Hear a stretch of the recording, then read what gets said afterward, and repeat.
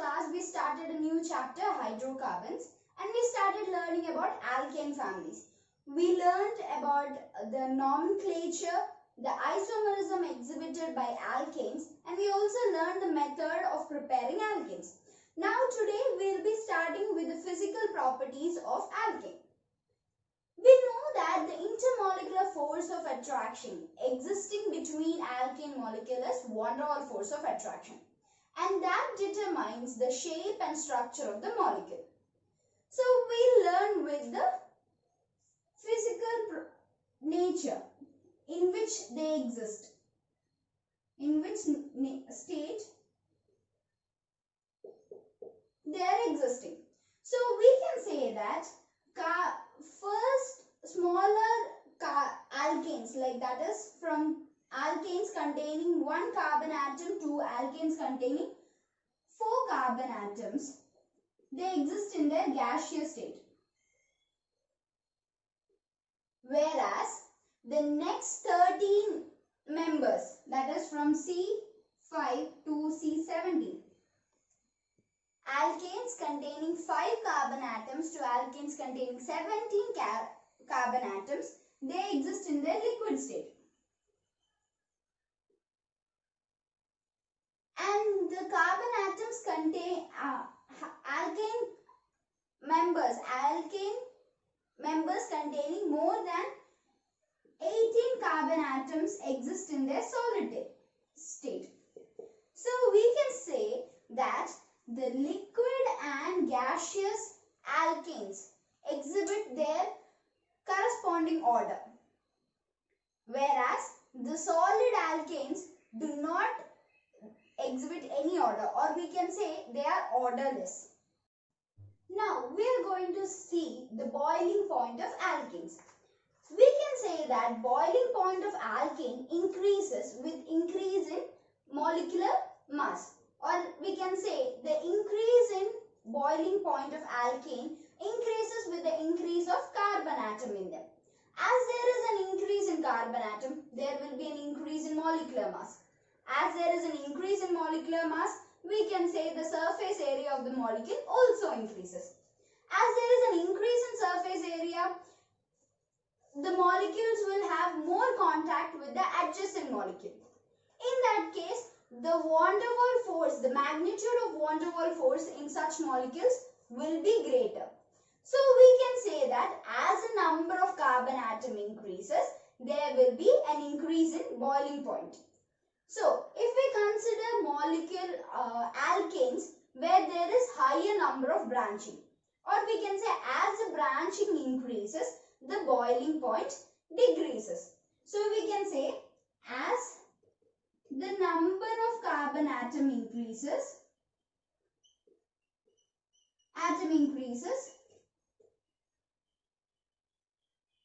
there is an increase in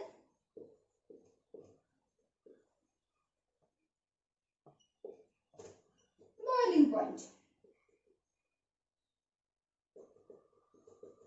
While if we consider the case where branching is there, if there is branching, we know that the surface area of the molecule decreases. Even when their molecular formula is same, in the case of branch case, even when molecular formula is same, the surface area of the molecule decreases. So when the surface area of the molecule is decreasing, there is lesser contact with the adjacent molecule. So in the case where branching is more, the boiling point of such alkanes will be lesser. If branching is more,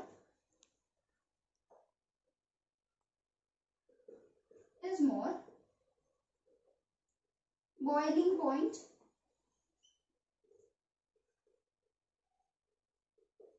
decreases. So we can say that longer the chain of alkane, greater will be the boiling point. As the branching increases, the boiling point decreases. Now let's consider the melting point of alkanes. From the graph given, it is clear that alkanes containing odd number of carbon atom in them shows lesser melting point than that of alkanes containing even number of carbon atom in them. So we are going to study the reason behind it. We know that the melting point of a compound is based on the arrangement of that molecule in a crystal. And we also know that carbon atoms in alkanes are not basically arranged in a straight chain as we learned. It is arranged in a zigzag manner in a crystal. So if we consider a molecule which contains even number of carbon atom in them, then we are going to see how it is arranged in a zigzag manner.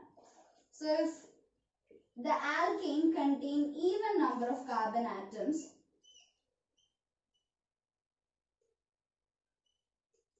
this is how it is arranged. And now we are going to consider an example where alkane contains odd number of carbon atoms in them. So this is the arrangement of pentane. So from these, this is the arrangement of butane and this is the arrangement of pentane. So from these two structures, it is clear that when alkenes containing even number of carbon atom is arranged, the terminal methyl groups are on the opposite side in even number of alkanes containing even number of carbon atom. Whereas if we consider the case where alkanes containing odd number of carbon atom, in that case terminal methyl groups are on the same side. So we can say that as the terminal groups are on the same side in the crystal, they are unstable. So they are unsymmetric. So they are unsymmetric when they are arranged in a crystal lattice. So since they are unsymmetric, they require only little amount of energy to break the bonds and to melt it from the solid state. Whereas in the case of alkanes which contain even number of electron, since the terminal methyl groups are on the opposite side, they are symmetrically arranged in a crystal. So since they are symmetrically arranged, it is very difficult to break the bond and to melt it from its solid state. So literally even for alkanes containing even number of electron, more energy is required. That is why melting point of alkanes containing even number of carbon is more, while the melting point of alkanes containing odd number of carbon is lesser.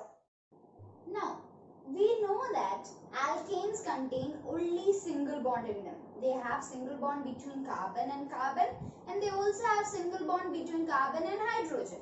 So, since they have only single bond and since there is an absence of multiple bond or the presence of functional group, alkanes have lesser tendency to react with acids or undergo any reaction at normal temperature. But however, they show reactivity. They react with chlorine at elevated temperature. So we are going to study the reaction with chlorine. Or we can say that when an atom in the alkane is substituted by any other atom or a group, then such type of reactions are called as substitution reaction. So we know that one hydrogen of an alkane can be substituted by any other group or atom, then that type of reaction will be called as substitution reaction. So let's consider a case where CH4 reacts with Cl2 molecule in presence of sunlight at a temperature of 250 to 670 Kelvin, 520 to 670 Kelvin to give CH3Cl plus HCl. If the methyl chloride formed can further react with chlorine in gas at elevated temperature or in presence of sunlight to undergo further chlorination, like CH3Cl can react with Cl2 at elevated temperature or in presence of sunlight to give CH4 CH2Cl2 plus HCl. They can further react with the chlorine at elevated temperature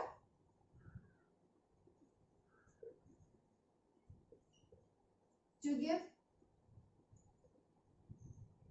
70 kelvins to give CHCl3 plus HCl. They can further undergo chlorination.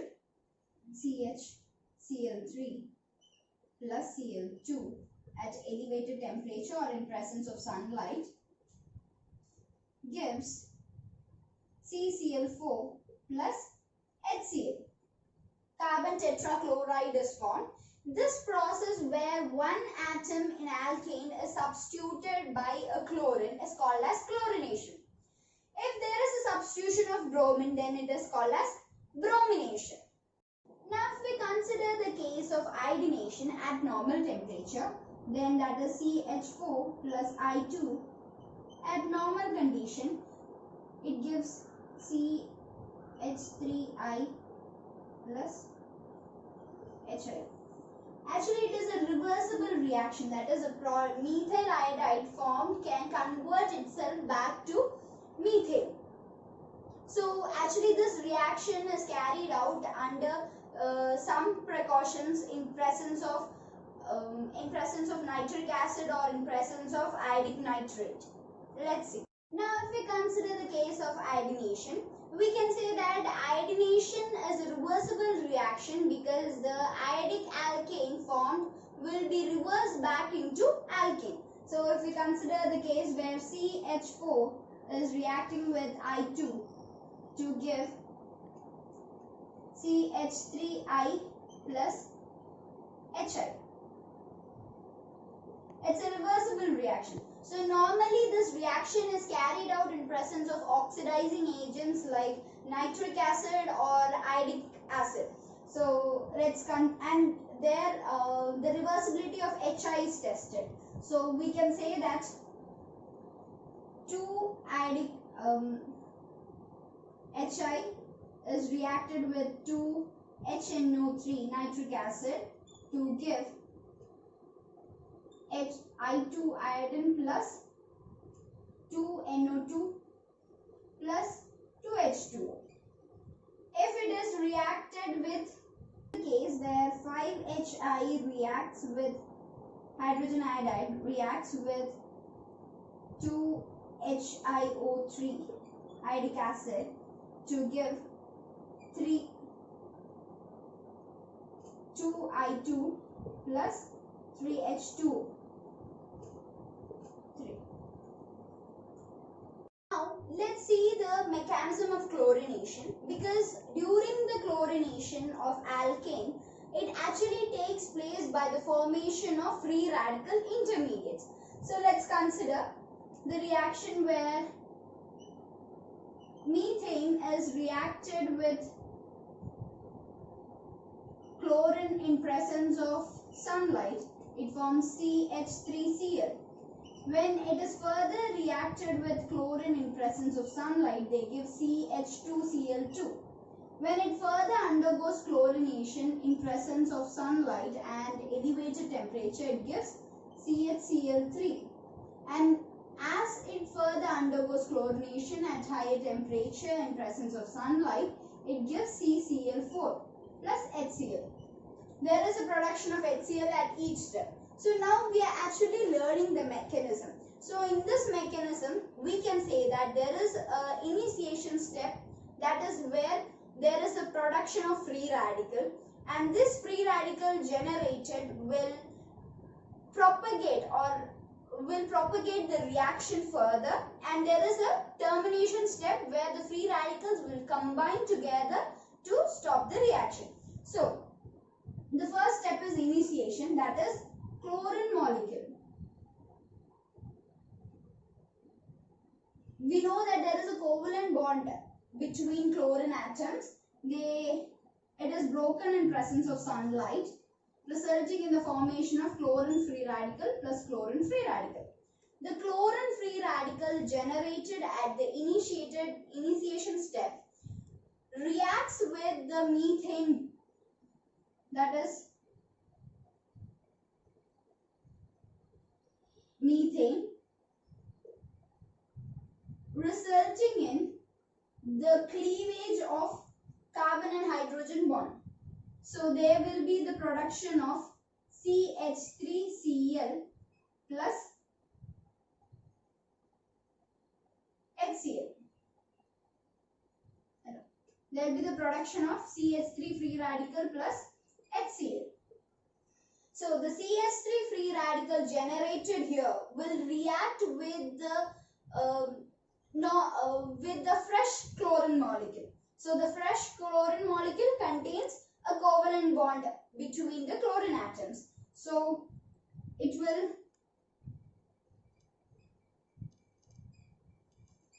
react. So there is a cleavage. This free radical will initiate the reaction by cleaving the bond between chlorine, resulting in the formation of chlorine free radical. So there will be a formation of CH3Cl plus Cl free radical. These two steps are the propagation step. So this reaction will continue. Continue in the sense the methyl chloride formed here will react with the chlorine free radical to generate CH2Cl2, and that Cl2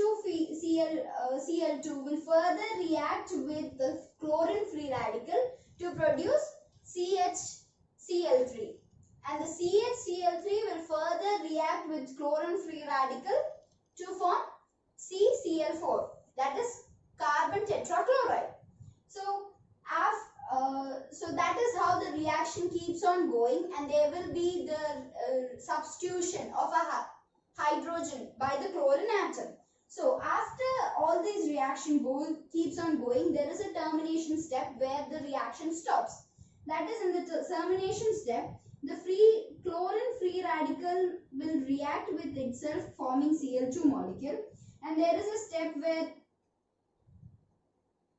CH3 free radical will react with CH3 free radical, forming CH3 bond CH3, that is C2H6, and the other free radical is CH3 and Cl.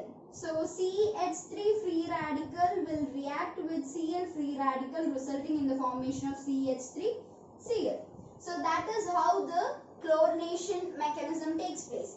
There is an initiation step where the fresh chlorine molecule is broken, the bond between the chlorine atoms are broken, and there will be equal distribution of electron, resulting in free radical formation that takes place here. That is initiation step.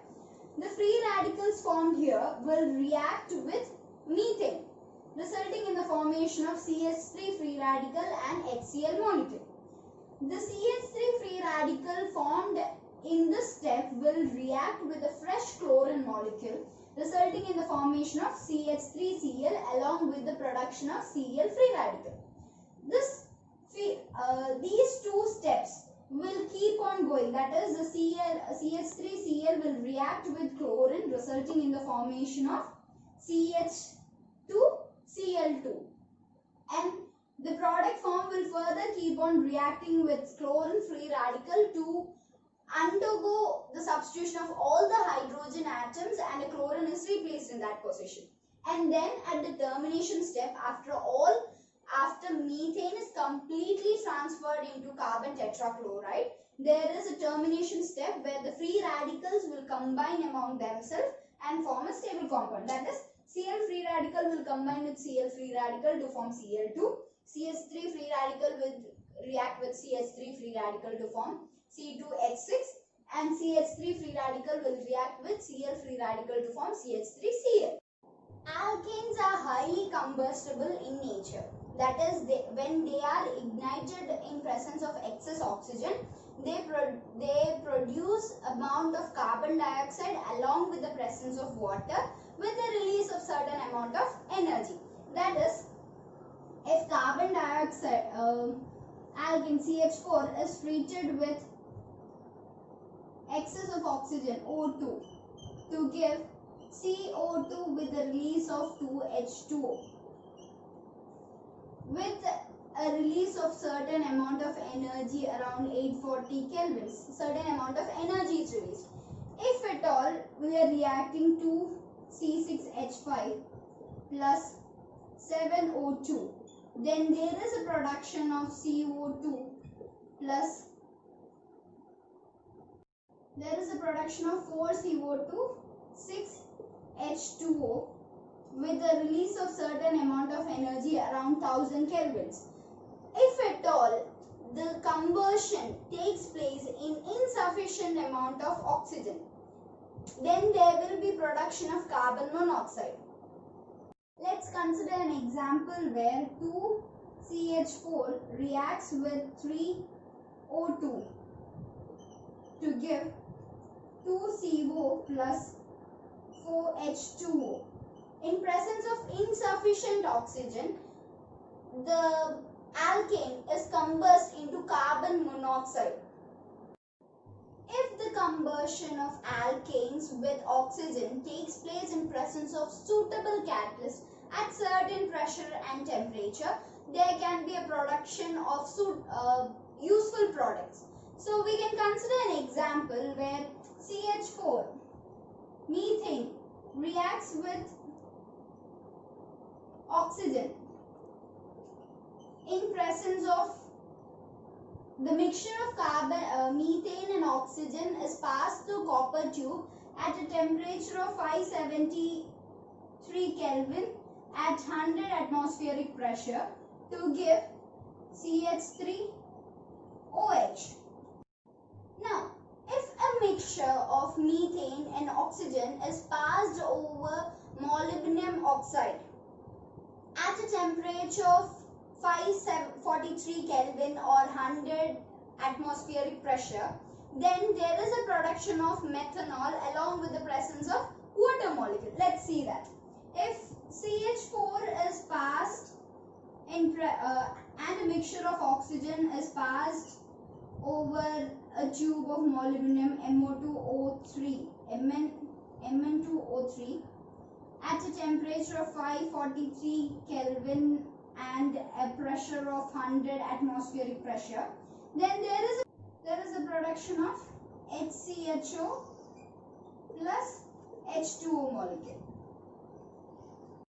When higher alkanes are treated with oxygen in presence of manganese stearate at a temperature of 373 to 433 Kelvin, then there is a formation of higher salts.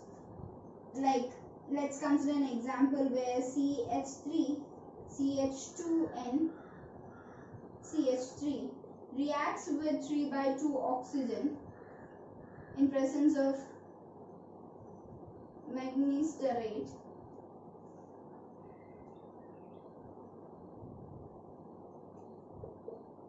at a temperature of 373 Kelvin to 433 Kelvin to give CH3, CH2, NCOH acid with the production of water molecule.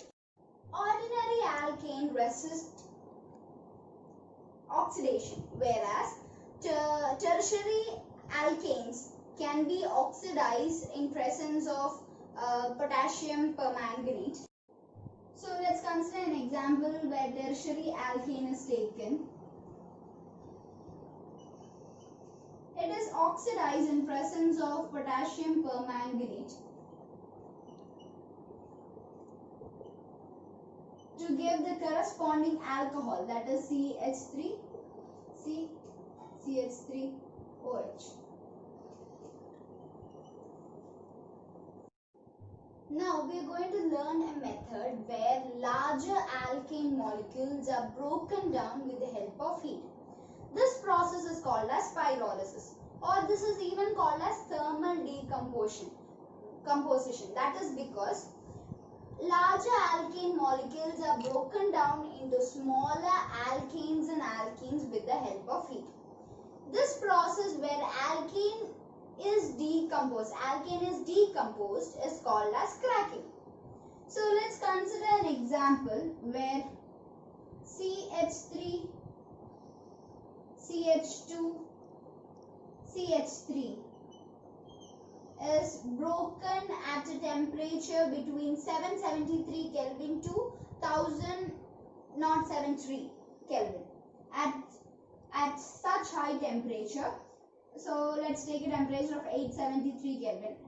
At about 873 Kelvin, there is a possibility of formation of CH3, CH double bond CH2 plus CH2 double bond CH2 plus the formation of CH4 plus H2, where the alkane molecule is completely broken down into alkenes and alkanes. Now if we consider the case of where 3CH3 molecule is broken, is heated at a temperature of 770 Kelvin. It is decomposed into CH2 double bond CH2 plus CH4 plus H2. When it is heated at 773 Kelvin, there is a result in the formation of C6H12 plus H2 or C4H8 plus the formation of C2H6. It can result in the formation of C3H6 plus C2H4 plus CH4. So in this reaction, it is clear that larger alkane molecule is decomposed into alkanes or alkenes by higher temperature. That process is called as fragmentation, breaking down of larger molecules into smaller, or it is otherwise called cracking of alkanes or pyrolysis. Let's learn the mechanism. Now let's consider an example where 3CH3 ethane at 770 Kelvin gives 2 ethene plus 2 CH4 plus H2. So here we are going to consider the formation of a free radical, then how the propagation steps takes place and how the termination step is going to take place. So the first step is initiation step. Initiation step is a step where there is a formation of free radical. So the ethane molecule,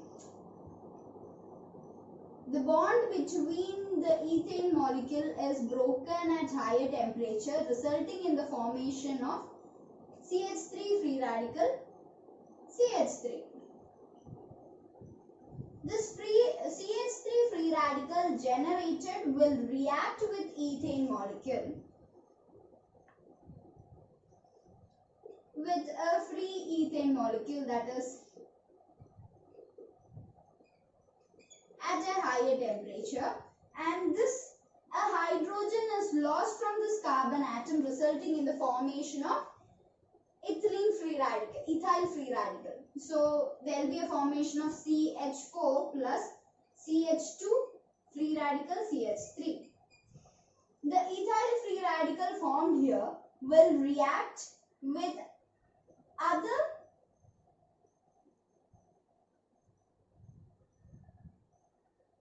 CH3 formed here will react with other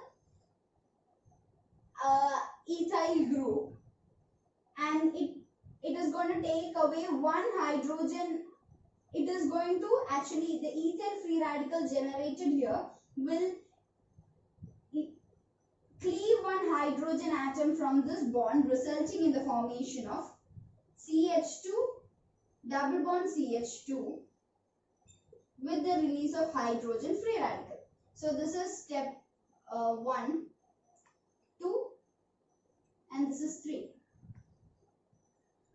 Now the hydrogen free radical generated will react with CH3 resulting in the formation of H2 molecule along with CH3 free radical, CH2 free radical, CH3. And that is one hydrogen is lost from this carbon atom. One hydrogen is lost towards the other hydrogen, resulting in the formation of H2 molecule. So that is how H2 molecule is formed and a ethyl free radical is generated here. And this is the fourth step. These two steps keeps on repeating until ethylene and molecule and ethane molecules are generated. These two reactions keeps on repeating among itself till the formation of ethylene and ethene.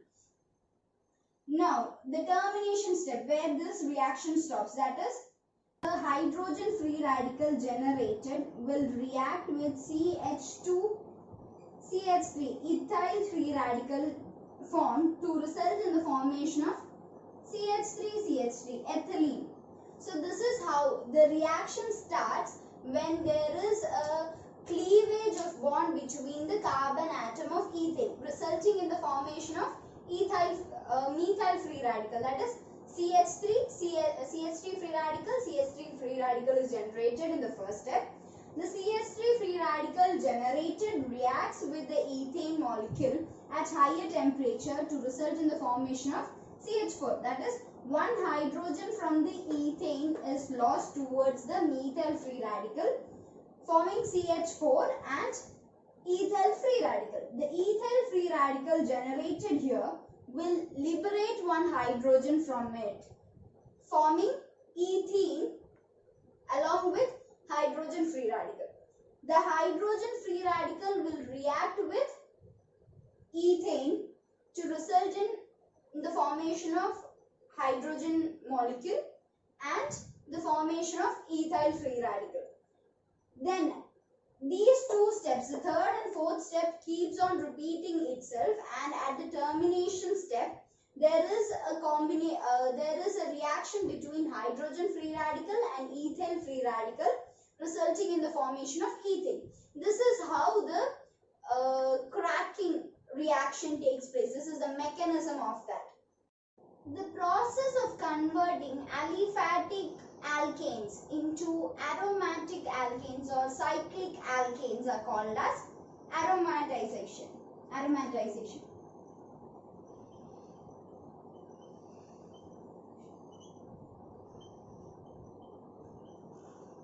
If the alkane chain contains 6 or more carbon atoms, if it is heated in presence of certain particular catalyst, or it is heated at a higher temperature, it undergoes aromatization. Let's consider the case of in the case where alkane contains 6 carbon atoms, that is C6, CH2, CH2,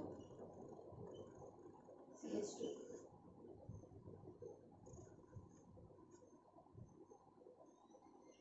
If this compound is heated at a temperature of 770 Kelvin in presence of Cr2O3 or Al2O3, aluminium oxide, there will be a formation of benzene with the release of 4 hydrogen, H2 gas. Let's consider a case where there is a presence of 6 carbon atoms linked together, and if it is treated with presence of catalyst at a higher temperature, then there is a formation of aromatic compound. Let's consider an example, that is CH3, CH2, CH2,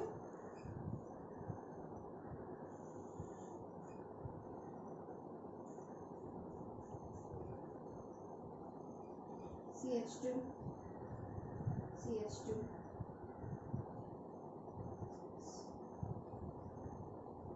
CH3. If it is treated in presence of a catalyst at 880 kelvins, then there will be a formation of CH3 plus removal of H. This process of conversion of aliphatic alkane to aromatic alkane is called as aromatization. So, in today's class, we have covered the physical properties of alkane and the chemical properties of alkane. I hope today's topic is clear to you.